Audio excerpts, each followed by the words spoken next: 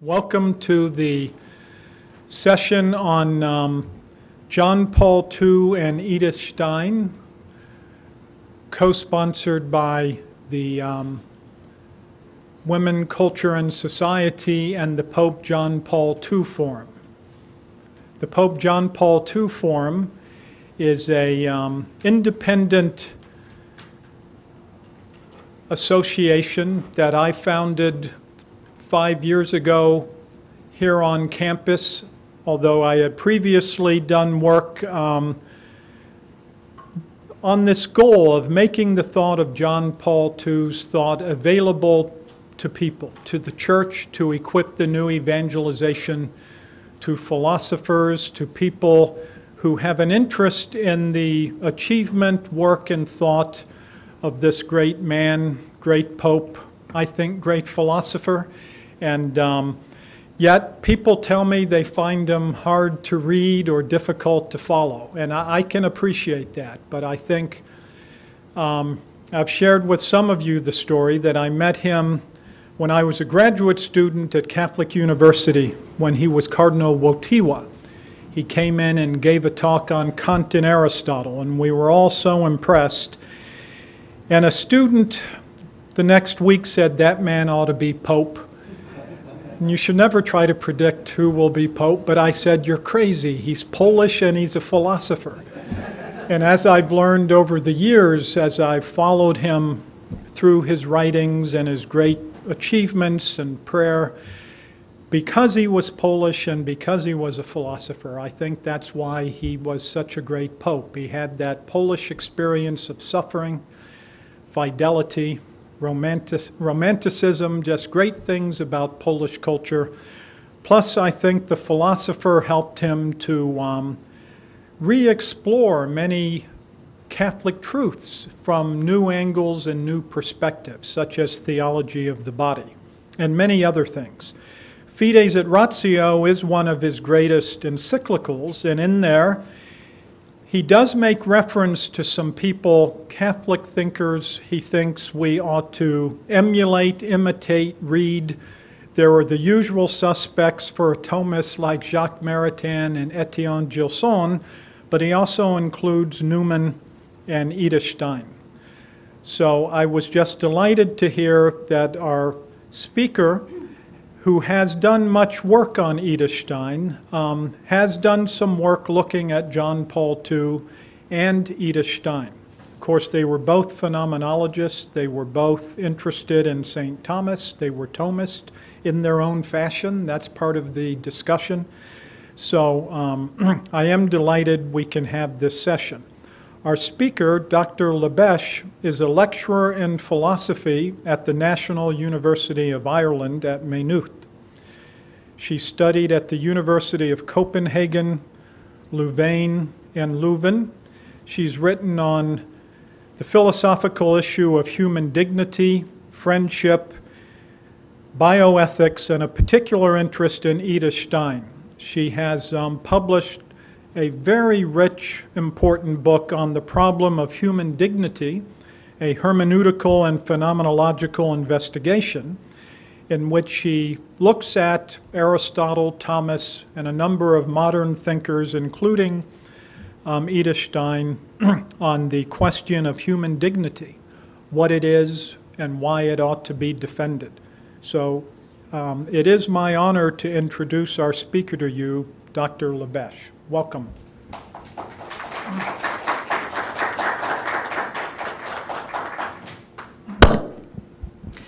Thank you very much for that generous introduction. And I must say I'm very pleased to be here. Maybe what I have to tell you is a little bit too light-hearted for some of you, but then it might not be for others. So I hope that we will be able to have some discussion afterwards that will allow us to contribute whatever we have in terms of knowledge of John Paul II and Edith Stein. John Paul II is not my prime speciality, so it may not be as heavy on that as it from the topic from the side of the topic, ought to be, because I think you're perfectly right. There's a link, a philosophical link between the two thinkers that possibly could be explored with great benefit and should be in the future. Sister Teresa Benedicta of the Cross, better known by her name in the world as Edith Stein, was beatified by John Paul II on the 1st of May 1987. She was canonized on the 11th of October 1998 and further honored when she was made co-patroness of Europe on the 1st of October 1999. In the encyclical Fides et Ratio, she is pointed out as one of those thinkers who in recent times illustrates the fruitful relationship between philosophy and the Word of God. The others mentioned being Newman, Rosmini, Maritain, Gilson. There is a special link between John Paul II and Edith Stein. His reasons for pointing her out provide the framework for this paper. I suggest that these reasons are both personal and objective. I shall speak of both by first addressing Edith Stein as mirror and then as philosopher. So Edith Stein as mirror for John Paul II. In Magna Moralia, which is a work attributed to Aristotle, the mirror is used as an analogue of the friend. Friends are alike and have much in common. They, so to speak, explain one another by intimate illustration. Stein and Wojtyła had not only places and masters in common, but also philosophy. Both Stein and Wojtyła were born in what is today Poland. Stein was born in Breslau, which is today Wrocław, in the province of Silesia, 150 miles northwest of Krakow. Stein's family on both sides came from the little town of Lubliniec, halfway between Breslau and Krakow, and about 20 miles west of Częstochowa. Wadowice, Wojtyła's birthplace, is some 20 miles southwest of Krakow, in the province of Galicia. It is situated only about 10 miles southeast of Auschwitz, which still lies within the boundaries of Upper Silesia. It was in Krakow that Wojtyła would enter the clandestine seminary in the autumn of 1942, and in Auschwitz that Stein was to die the 9th of August 1942. Wojtyła was then 22, and Stein was 51. The few days or hours Stein spent in the extermination camp of Auschwitz, Wojtyła is likely to have spent working in the Solvay chemical factory some 30 miles away. And I think for him that would have already meant a very important connection. Breslau was Prussian when Stein was a child, and she identified herself as German, not as Polish. When Lubliniec became Polish after the First World War, her mother's family sold their property and some moved to Oppeln, which remained German, only 30 miles west, whereas others went to Berlin to establish themselves there. They were all pro-German and German speakers. Wojtyła was, of course, Polish and of Polish origin. His parents came from Bielsko-Biała, 40 miles southwest of Krakow. His father spoke German and taught it to Karol, but Karol's native language was Polish. Given the shifting borders, it may be justified to say that our two personages were from the same landscape, or country, but of different nationalities. To both, Germany was also Göttingen. Dear Göttingen, Stein exclaims in her autobiography. I do believe only someone who studied there between 1905 and 1914, in the brief flowering time of the Göttingen School of Phenomenology, can appreciate all that the name evokes in us. Wojtyła, of course, did not study in Göttingen. Indeed, he was not yet born at the time when its School of Phenomenology was flourishing. yet the life of the Göttingen Circle and its vivid discussions would become familiar to him through his studies of Scheler, who, like Stein and Wojtyła, had come to Göttingen drawn by phenomenology. Wojtyła was also acquainted with the Polish philosopher Roman Ingarden, who, like Stein, formed part of the Göttingen Circle and who was at various times intimate friend and acquaintance of hers over many years. Edith Stein and Karol Wojtyła both came to Göttingen to work. Stein primarily with Husserl, Wojtyła primarily with Scheler. And when I say came, I mean, of course, that they came spiritually to Göttingen. Wojtyła in particular, Stein came in the body as well. Wojtyła came, even though not in person, after having completed a full education in theology, his primary degree not being in philosophy. He was, so to speak, a mature student in Göttingen. Stein, on the contrary, was attracted by phenomenology from her earliest youth. Theology would be acquired with the help of Thomas Aquinas much later in her career. To Stein, Scheler embodied the phenomenon of genius. To Wojtyła, Husserl was the unquestioned founder of phenomenology, which retained his respect right into his pontificate. Thomas Aquinas relied, like most scholastics, on Aristotle, and his efforts at integrating Christian thought and philosophical heritage led him to develop an account of the relationship between mind and world, which Brentano drew upon for his development of the central notion of phenomenology, intentionality. This is why neither Stein, as she discovered Thomas Aquinas, nor Wojtyła, when he decided to investigate Scheler, came unprepared to the task. Wojtyła knew Aquinas through his seminary formation in Krakow, as well as through Père Garrigou-Lagrange at the Angelicum in Rome. Stein came to study Aquinas when she, in 1925, started to translate it De Veritate into German.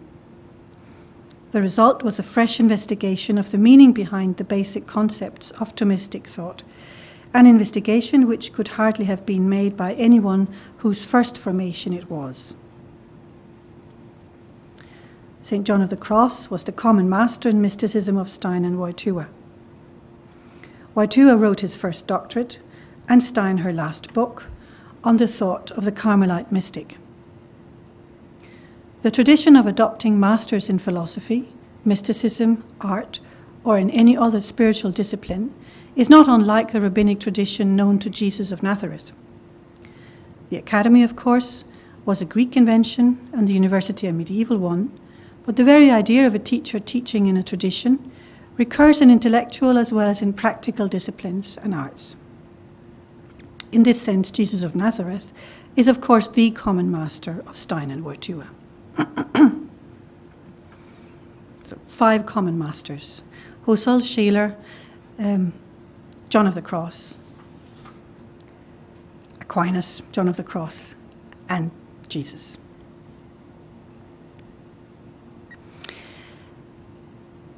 Personal reasons, common places, and common masters. The objective reason that Wojtyła had to refer to Edith Stein is, of course, that she was a philosopher, and a Christian philosopher like himself. At the center of Stein's life stand her vocation as a philosopher. Wojtyła's personal reasons for pointing towards her are therefore rooted in this objective one. She was an outstanding Christian philosopher, and like himself, she strove towards understanding the human person with the help of both phenomenology and Thomism. Stein's work can be divided into 4 periods, each marking a definite step in her philosophical development. The phenomenological works of her prime youth comprise On Empathy, Philosophy of Psychology and the Humanities, Introduction to Philosophy, and An Investigation Concerning the State. Having received baptism, she translated 2 volumes of Newman's writings and Aquinas' De Veritate in order to assimilate the Catholic tradition. She also held lectures on education, and in particular on the education of women. And the third part of her work comes when she gave up her secondary school teaching in Spire. She did so in order to dedicate herself full-time to academic work. The writings of these years mark Stein's maturity as a philosopher, lecturer, and writer, and include her Life in a Jewish Family, which is her autobiography, Potency and Act, which later is expanded into the first part of Finite and Eternal Being, and the 2 essays in anthropology called Aufbau der menschlichen Person and Was ist der Mensch, or Structure of the Human Person and What is the Human Being, which both result from her lectures in educational theory given at the Münster Marianum. The engagement with the Münster Marianum was interrupted by the Nazi prohibition against Jewish professionals. And that gives rise to the fourth period in her life and work, when she then entered Carmel, where she was requested, perhaps surprisingly, to write Finite and Eternal Being and also The Unfinished Science of the Cross. In addition, she composed a series of minor hagiographical writings for the edification of the sisters. The 2 major works were both intended for publication, but publication of works by Jews had become impossible in the years following 1939. They were published after the war as the 2 first volumes of the series of Edith Stein's Werke. There's a clear development in Edith Stein's work. It is Stein's efforts to understand the complexity of the inner experience of the human person and its anchorage in personality as well as its bodily expression, which leads her on to see that the person cannot be understood in isolation, either from the physical forces which surround it and by which it lives, the energy levels of consciousness are causally related to the body, or from the community of which it is a part. Our habits of thinking are shaped in a community. It's the human person who is at the center of every educational effort, and it is still the individual human person who reflects the entirety of being, natural, spiritual, and absolute, in her later Trinitarian ontology. Stein understood phenomenology to be a method of investigation and an attitude of dedication to the meticulous and scientific description of the phenomena as they appear. To suspend our judgment of reality by the epoche, and to reduce experience to what is experienced by the phenomenological reduction, form part of the phenomenological discipline required by the fact that the phenomena stand in for a, for us, uncertain relationship with what is. These methodological precautions leaves us with a stream of consciousness of which the pure I is the underlying unity. Stein endorsed Husserl's descriptive phenomenology of the logical investigations, as well as the transcendental phenomenology put forward in Ideas. She maintained, however, that phenomenology was in need of a thorough investigation of just that kind of act in which we appreciate the consciousness of other people, empathy. Without such an investigation, it would remain unclear by what means the foreign subject was constituted, or indeed whether it was constituted at all. To her, empathy provided a means of obtaining knowledge about the world as another sees it, and thus an analysis of it was indispensable for the foundation of science. Stein, having obtained her degree, was engaged as Husserl's assistant for 13 months. During this period, she put in order and prepared for publication notes made by Husserl over a number of years. It became clearer for Stein during these months that Husserl was not engaging the insights gained from her analysis of empathy and the constitution of the individual person. Stein did not regard phenomenology's ambition for founding the sciences to be able to succeed without such a contribution. Unable to convince Husserl about the need to explore intersubjectivity further, she took her leave. She then wrote Philosophy of Psychology and the Humanities, in which she explored how the psyche, which is the object of psychology, and the spirit, which is the object of the humanities, are constituted, intending to contribute to the foundation of these sciences. In its first part, this work analyses the phenomena of causality within the psyche, that is, how necessitation, contrary to motivation, occurs and is experienced. The purpose is to determine the causal relations between the body and consciousness, and to describe the contours of this necessitation, which is radically different from that of logical necessitation or spiritual motivation. Psychology, she claims, depends on this distinction, and without having a clear understanding of how causation and motivation interact, psychology as a science would be unable to determine its own object precisely.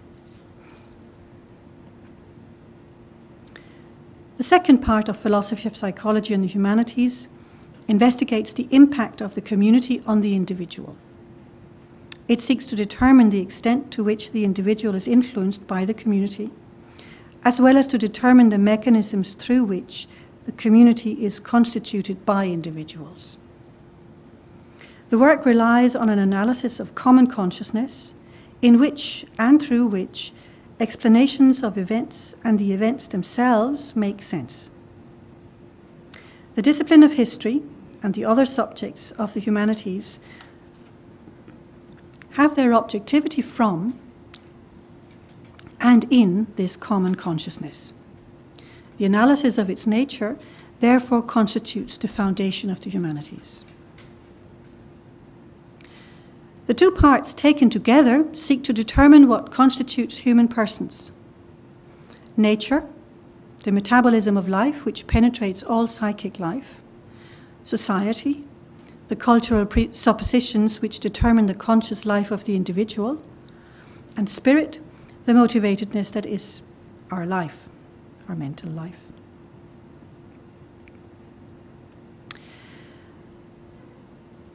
So what she attempted in that work was to do what she thought Husserl wasn't able to do because he didn't take the act of empathy sufficiently into account to found the sciences. It was namely to investigate those two sciences that are most dependent on empathy being taken into consideration, psychology on the one hand, and the humanities on the other. So what she attempted to do was to show what the specific object of these two sciences are, the psyche on the one hand and the spirit on the other, and thus complete the project of founding the sciences that Husserl had attempted to do. After her baptism, Stein was encouraged by her spiritual director to take up her academic studies anew through the study of Thomas Aquinas. The meticulous work of translation, commentary, and systematization was not unfamiliar to her. As Husserl's assistant, she was accustomed to bring into a coherent whole piles and piles of stenographic manuscripts, and as a teacher of Latin and German at the Dominicans in Speyer, she had the command of both languages. Above all, translation afforded her a way to become familiar with the thought of Thomas himself. Stein was a student of Husserl, Stein was, as a student of Husserl, not in danger of mistaking the history of philosophy for philosophy itself. As a consequence, her purpose in translating the De Veritate was not philological, but systematic. She wanted to translate Aquinas not only into German, but into modern German philosophical idiom, and thus to bring Thomas's thought into dialogue with phenomenology.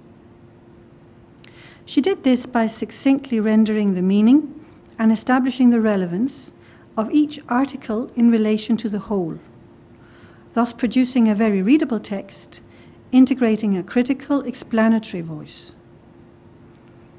The bulky two-volume work may be a translation in the strong sense of the word. It is closer perhaps to a scholastic commentary, where translation and commentary are distinguished by signs in the layout and where the author's interpretation is meant to illuminate the meaning of the text interpreted. The choice of De Veritate among all the works of Aquinas was dictated by circumstance and interest. However, De Veritate is not the work with the most impressive structure among Aquinas' works. It is St. Thomas's earliest series of publicly disputed questions, and it consists of 29 such, loosely relating to the theme of truth. The content, however, testifies to the synthesis of Aristotelianism and Christianity, which would later be systematically developed in the Summa Theologiae, and it exposes Thomas's metaphysics of knowledge as precisely that, a metaphysics of knowledge.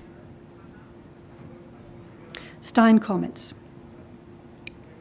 the teaching on knowledge, erkenntnislehr, given, is rather different from modern epistemology, Erkenntnistheorie, as it has developed since the Renaissance. It has no claim to be the foundation of all other philosophical disciplines, and does not pretend to be a science without presuppositions. It's part of a great metaphysics.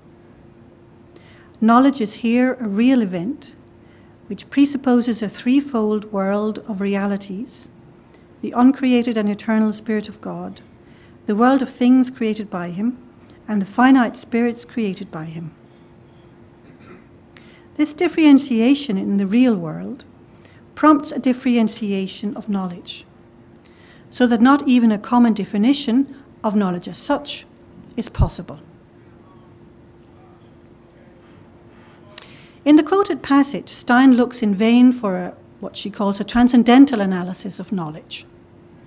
She finds in its stead knowledge understood in relation to being, the first concept of the mind. In her article on the relationship between Husserl and Aquinas, she states that even if we could give an account of knowledge as such, it would not be sufficient to account for the limits of human knowledge. This is, in fact, the point where Husserl and Aquinas part ways. Phenomenology, and I quote, proceeds as though our reason had no limits in principle. Certainly, it grants that its task is endless and knowledge is an unending process. But it heads straight for its goal, that is, the full truth, which as a regulative idea sets the course it is to take. From the perspective of this philosophy, there is no other way to the goal. St. Thomas's view is also that this is the way of natural reason. Its way is endless, and this implies that it can never reach its goal, but only approach it step by step. Another consequence is that all human philosophy is bound to be fragmentary. Thomas, however, and I quote again, would never admit that this is the only way of knowledge, nor that truth is but an idea that must be actualized in an unending process, and hence never fully.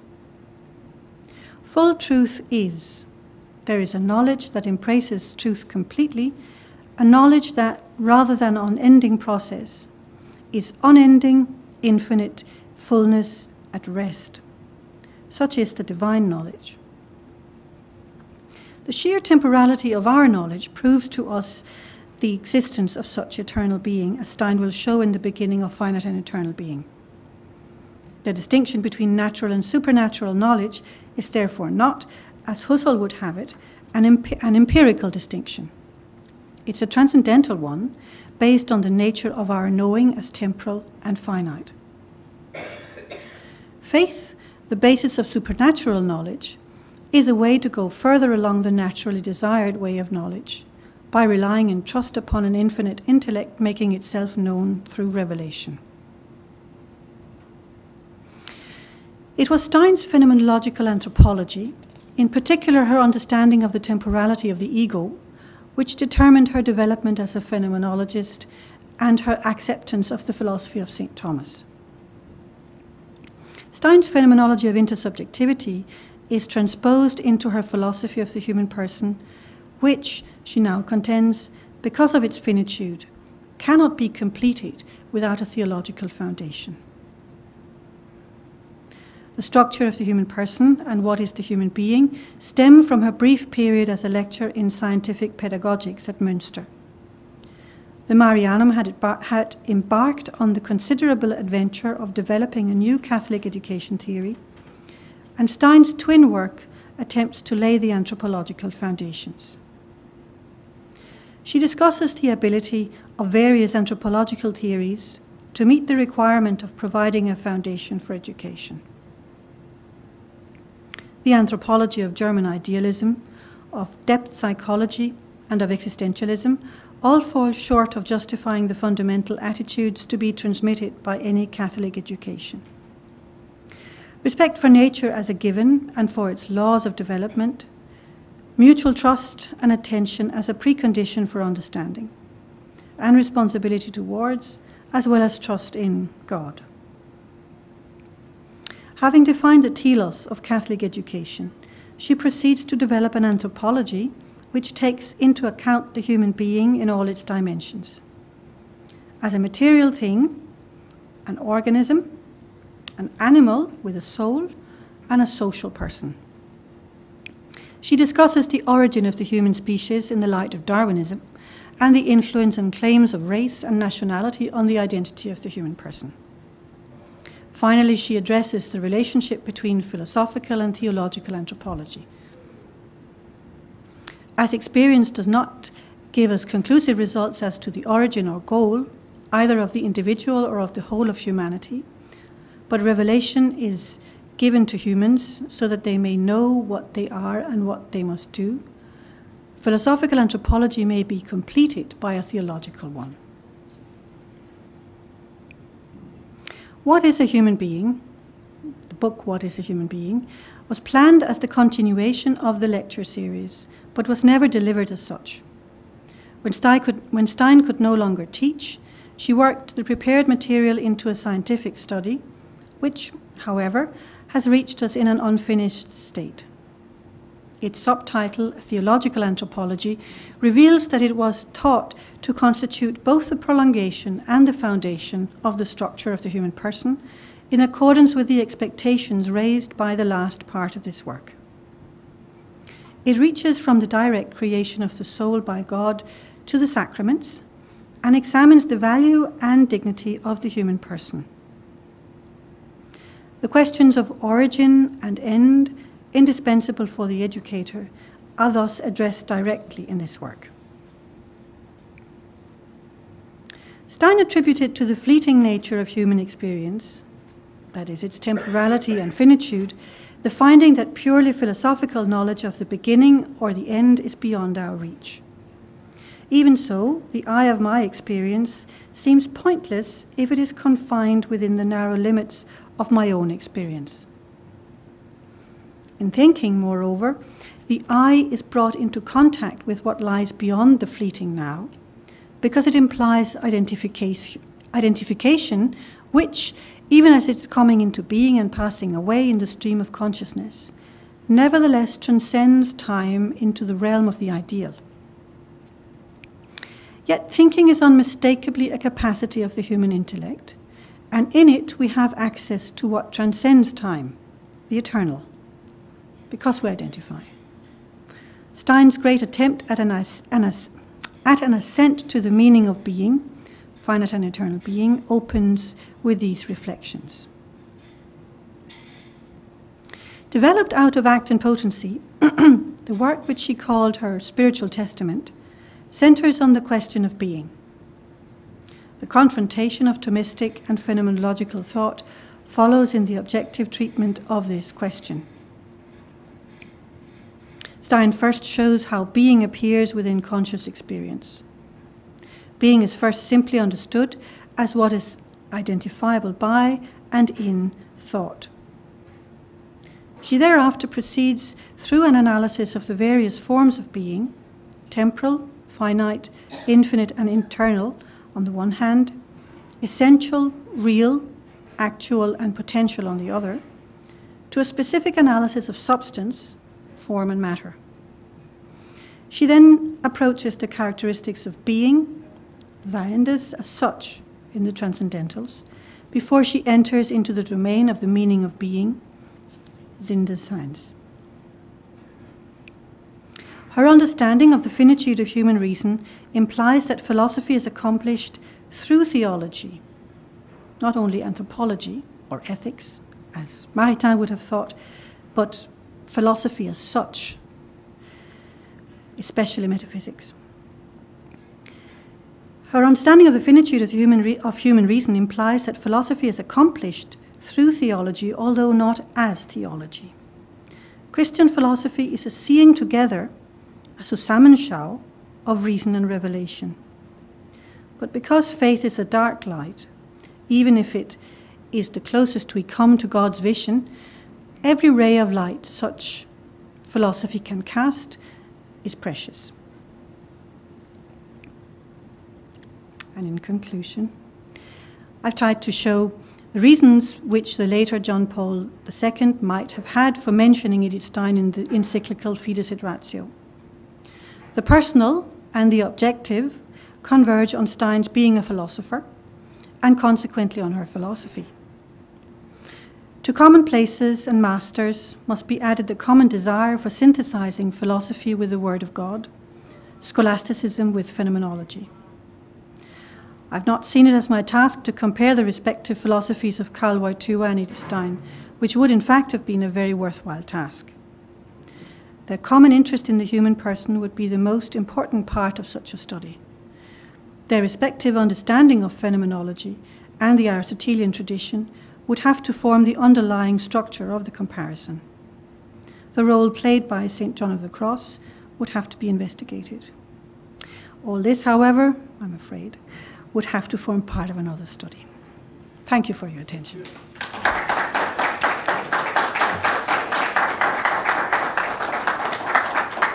you, Professor, for a very rich talk and a very suggestive talk about the connections between John Paul II and Edith Stein. I would like to open the floor to some questions or comments. We've got plenty of time here to talk and explore some of these ideas.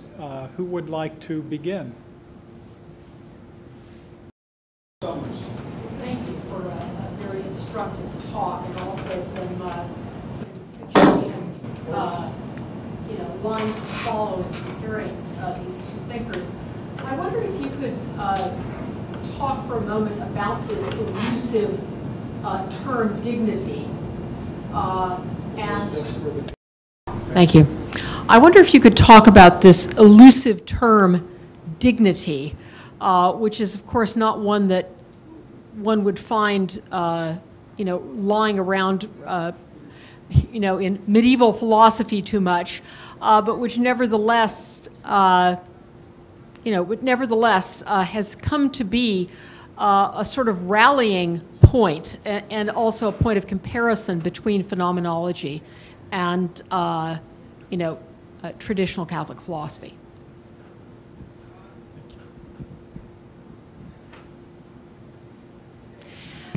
Dignity does lie around, albeit rather discreetly in medieval philosophy.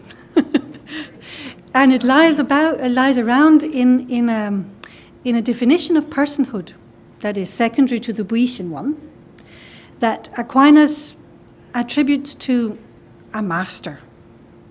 And it's found also in Alexander of Hales and in various other places. And it identifies the person as a subject or a hypostasis, identified by dignity or characterized by dignity, which is exactly, I think, what we understand a person to be. It is, but it's a very old definition, and fortunately, perhaps it's anonymous. It makes it all the more a common property of the human race. What that definition shows is that the subject that we call a person is brought out, identified by, or characterized by, essentially characterized by dignity. And what does dignity mean? Well, in the Aristotelian translations of Aristotle in the Middle Ages, dignitas translates the term axioma, which is very surprising. You wouldn't believe it if you hadn't had to look it up. But it explains its use in logic as well. Dignitas is a principle. the principle. And what do we understand by a principle? Well, if you take a look at the definition of the person there, attributed to this unknown master, well, a principle means something that is first, like an axiom. Something that doesn't rest on anything else, that has its foundation, or that is foundational, has its foundation in itself, or is foundation, it's first. It doesn't rely on anything else to have its value, because dignity, of course, is absolute, or first value, primary value. So I think it's a logical concept in its origin. Now we might, because we so easily, well, we don't use it very easily actually. It's a difficult concept to use frequently. If you try to write an essay where you have to use it for 15 times, you'd find it very difficult actually. It's a difficult word to use.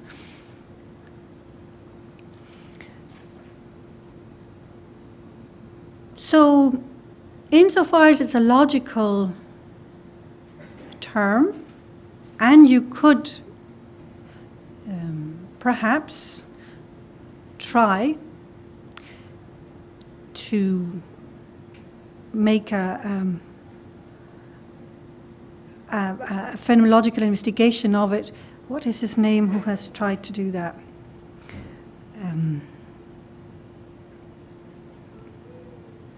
Oh, it doesn't come.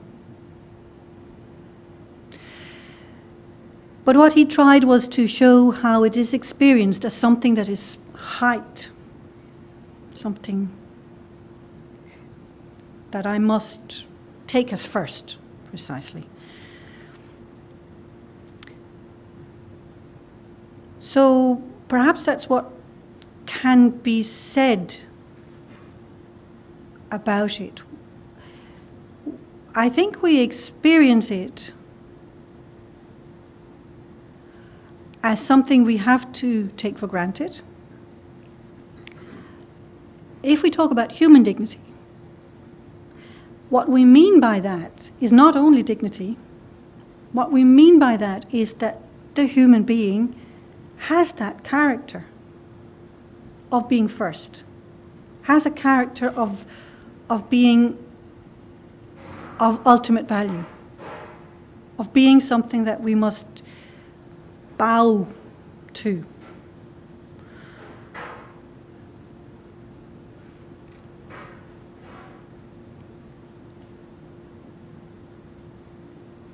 I don't know whether that is... That's very helpful. I'm familiar with speaking content, referring to first principles in logical treatises in the Middle Ages, but I really hadn't made a connection between this further sense. Yes. Thank you very much, Doctor. I was interested. You presented Stein's view of the relationship between philosophy and theology, philosophy being accomplished through theology but not as theology. I was wondering if you could perhaps highlight some shifts that could be found leading up to and following Stein's conversion. Is that manifested in her philosophical work also? It's a thought she doesn't come to first thing as she has converted. It's something, because she takes, in the beginning she takes Aquinas', she probably just takes what people gives her and she's trying to work her way into the Catholic tradition and is keeping rather a low profile for a good while, 10 years, before she starts saying something of her own. So in the beginning, and in fact the article I was referring to here, which is a comparison of Husserl and Aquinas, she's not yet at the point where she's ready to say, which is not a Thomistic doctrine actually, that philosophy itself is accomplished through theology. So it's a different position compared to Aquinas'. She has learnt it from Maritain, paradoxically, because Maritain thinks that it's an attitude that we must take in regards to ethics. But Stein thinks it's further than that. it's not only ethics that requires that we think that way. If we want to complete the work of the philosopher or the intellect that is a perfect work of reason, we would have to, in Stein's understanding, take into account that God created the universe. I suppose, in a sense, it's not at all strange. If he did, well, he did, and we can't complete our knowing of the universe unless we know that. It'd be weird, actually, if we could. So, since it has been necessary for him to reveal himself in order that we could get to that understanding, well, it's not really strange that we have to walk that path through Christ in order to get to a full understanding of the universe. Because it would have to be created by a Trinitarian God, reflecting a Trinitarian structure. So, as with many things in Stein, she takes her stances very discreetly. And she is aware that, in fact, it's not a Thomistic doctrine, and it may not be either the most conducive, the most politically astute attitude to take. But she is nevertheless taking it in a very quiet way, because she then ultimately says, well, for the non-believer, it must be possible for him, so she doesn't break down the dialogue, it must be possible for him to imagine, to understand what it would be like for a believer to do philosophy. It must be possible for the non-believer to understand that for a believer, faith in God would have to have an impact on how you think. And she then says, well, that must be good enough for the non-believer, because you don't exclude him. He can follow along that even if he doesn't accept that it's grounded in reality. He can see that I, as a believer, must do that, and therefore he's not excluded from that reasoning. So she's inviting him in, or doing that particular kind of philosophy, while thinking that it ultimately is what a philosopher will have to do.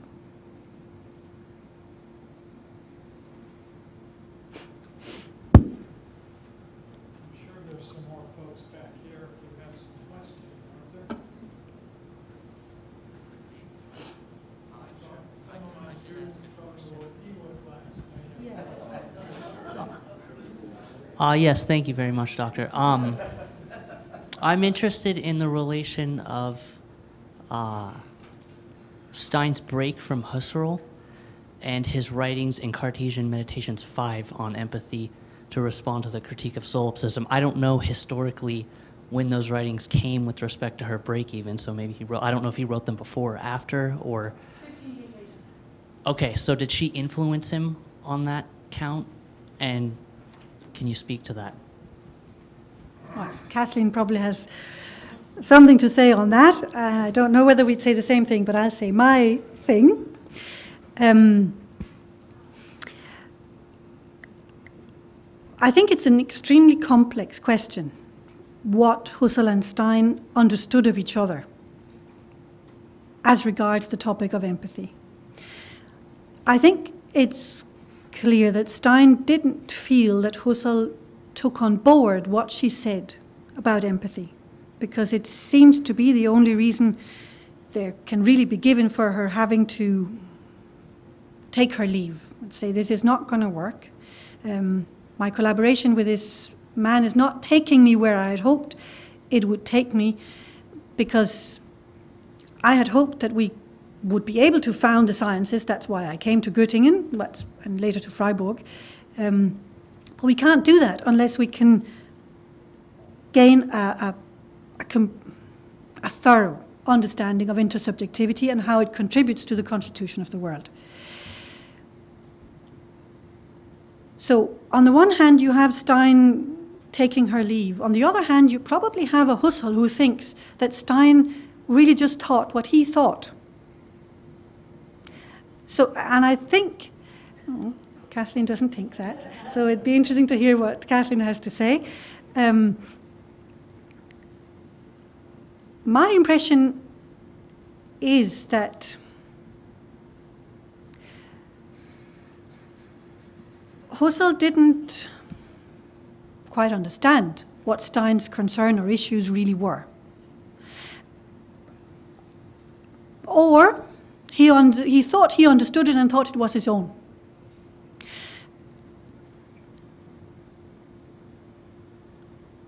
But when Stein publishes her version of the structure of intersubjectivity, which is philosophy of psychology and the humanities, where she attempts to found the sciences of psychology and the humanities,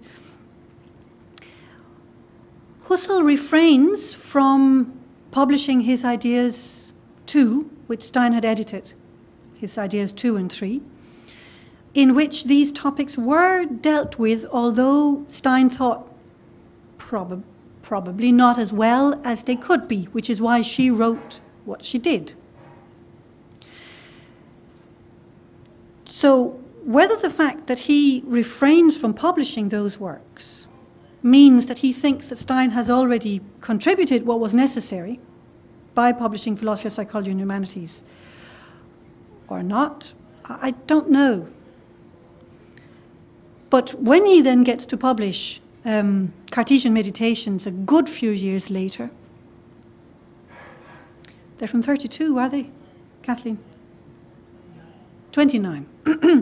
Well, 29, Stein was already writing the commentary on Aquinas. And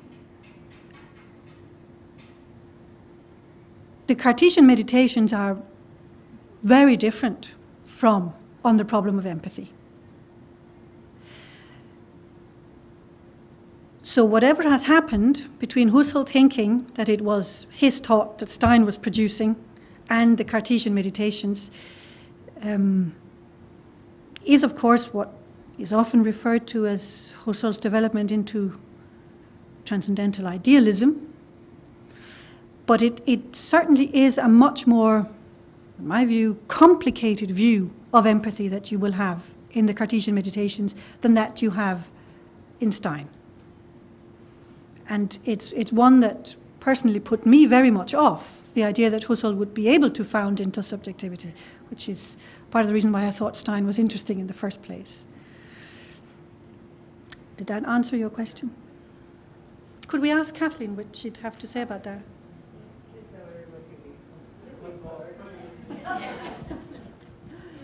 Well, I would refer to 2 letters.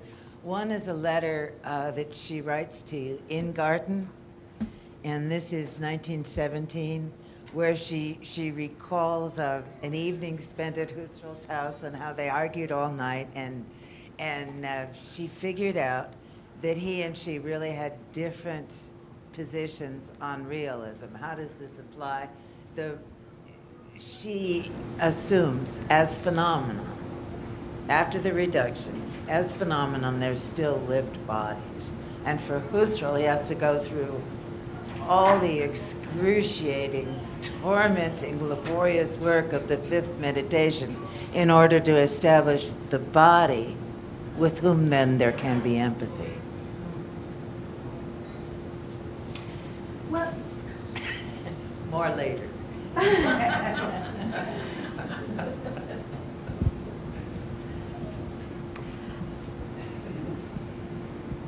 no.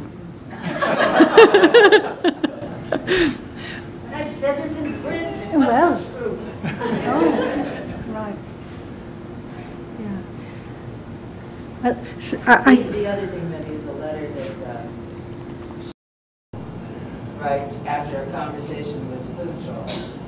and in that letter, Schutz says that Husserl reports to him that he never published ideas too, because he hadn't gotten.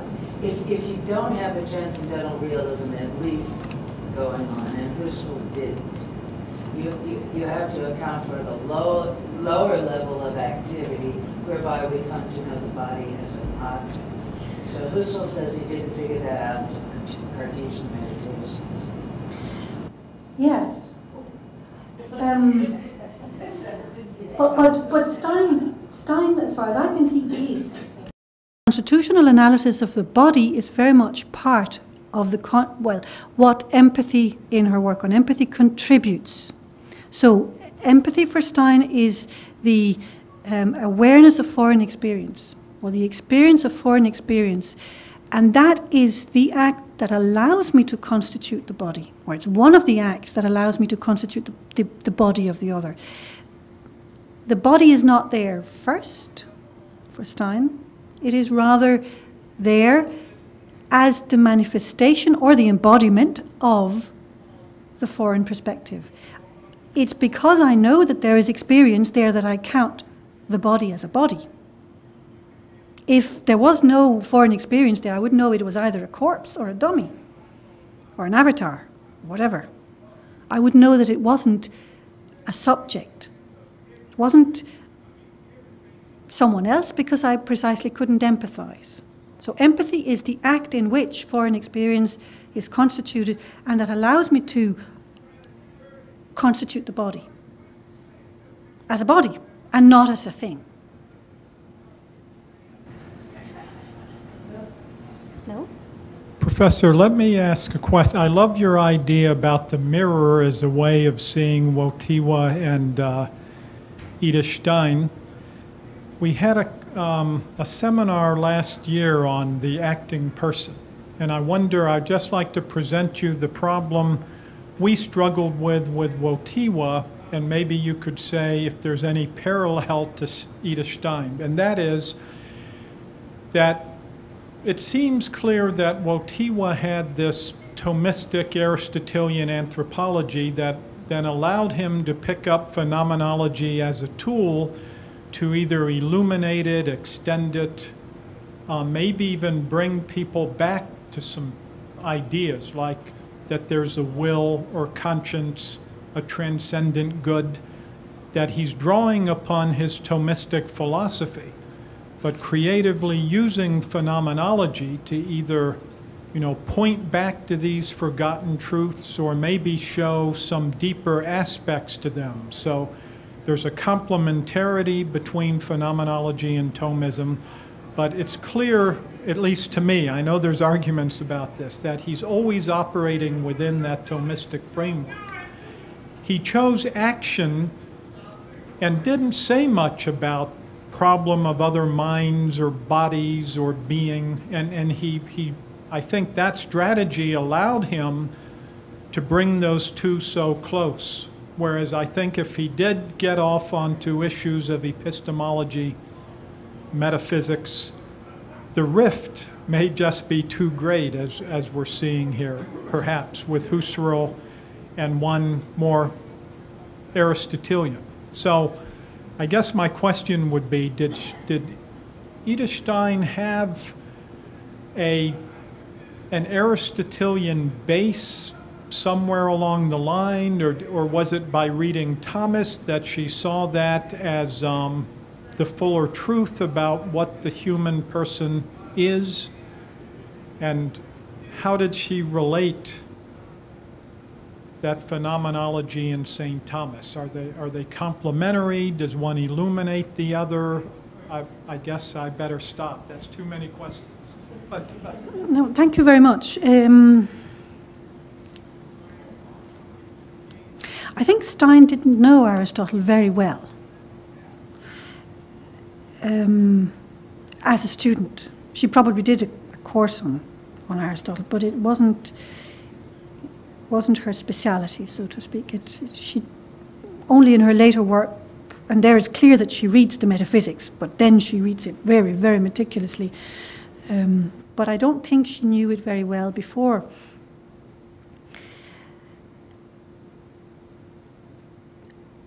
The question of realism is a peculiar one, or a very difficult one. Of course, the Reinach scholars, or the Reinach students, Reinach was an assistant of Husserl, they called themselves realist, and Stein also did every so often. But then, as far as I can see, she also is, whether by natural bent or by loyalty to Husserl, I think very genuinely, a transcendental philosopher.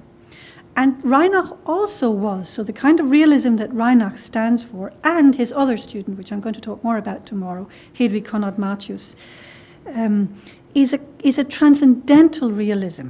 Now, what is meant by that? Or what can we mean by that? It is the necessity of essences, of the ID, that eidetic analysis is about. That's the route she takes, that there must be something that empathy is, for example. That the analysis of empathy, to make any sense, must be the analysis of something. And you can make, and she does, and phenomenologists would, make an analysis of what that is, the essence of empathy. That's the first chapter on the problem of empathy. So you already have the is there. There is something that empathy is, and it's expressed in its essence. Now, empathy is not a substance, and it would be a total misunderstanding of thinking that essence, therefore, is even primarily of substance. The phenomenologists don't think that. So they have a different understanding of essence compared to the Thomistic or the Aristotelian tradition, really. Essence is more Platonic, but it's not less real for that. So when she comes to Aristotle and Aquinas, she is looking for transcendental necessity. That is, I think, something like, what are these? What must we what is essentially to be said about knowledge, for example? What is the essence of knowledge?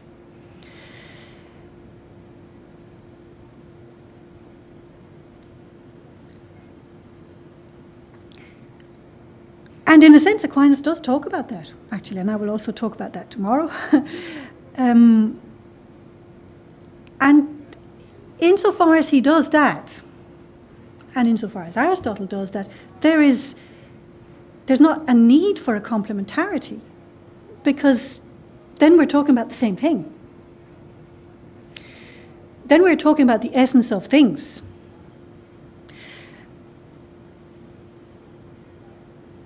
But for Aquinas, perhaps more than for Aristotle, because Aristotle was very much an investigator. For him, it was about finding out what, if I can translate it into something that's approximately Stein language, what the transcendental structures of reality is. That was not Aquinas' prime concern. That was synthesis of all the available theories or philosophies about what the world was, or is. So perhaps Stein, in one sense, has more affinity with the search, the Aristotelian search. She's not a system builder. And but the fundamental issues about the structure of the world, and in particular the transcendental structure of the world, that is that which is necessary. You can call that real or you can call it ideal, I don't mind. It doesn't matter, ultimately, for I think. But that's how she finds in Thomas someone who has the most important thing she finds in Thomas is someone who has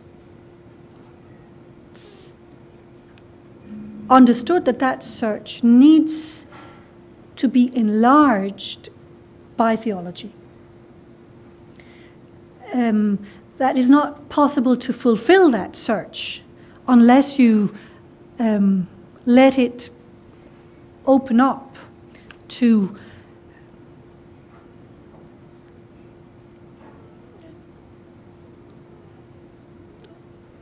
revealed reality, or to reality as revealed, unless you take the revealed perspective into account as well. In one sense, that's not very much to it's taken from Aquinas, but on the other sense, in another sense, it's all of Aquinas. If you understand Aquinas as an attempt to synthesize all available wisdom with Christian wisdom, well, then what Stein is doing is the same. It's just at another period in history where modernity has altered method and starting point. But it's still a search for ultimate reality. And if it isn't that, it's not worthy of the name of philosophy. Good, thank you. Well, I wish you'd join me in thanking Professor Lebech for her talk and great answers to our questions. And thank you.